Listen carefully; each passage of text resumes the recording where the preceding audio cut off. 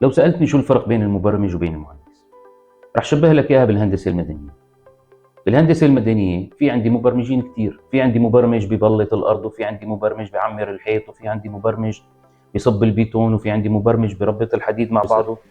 بس المهندس هو اللي بيصممها، المهندس هو اللي بيدرسها على الزلازل، هو اللي بيدرسها على الحرائق، هو اللي بيحط الفاونديشن، الأساسات، شو لازم يستخدم ماتيريال. نفس الشيء بالسوفت وير انجينيرنج. المبرمج راح يكتب كود بيستبدله الاي اي، صار الاي اي بيعرف يعمل جنريت كود.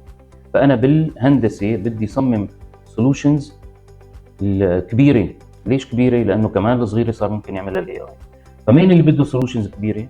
هي اللارج انتربرايز، ما عندهم السوفت وير كبير.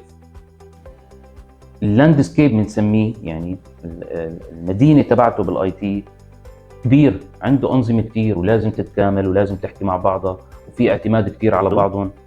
الاي اي بيساعد اللارج انتربرايز، بيطور من شغله، ميزه جديده يستخدمها ويطور بشغله، بس ما تغير شغله يجي يستبدل كل الاي تي تبعه من لما بلش الاي تي لليوم حط له اي اي محله. لا، فقط الحلول الهندسيه هي اللي راح تنجح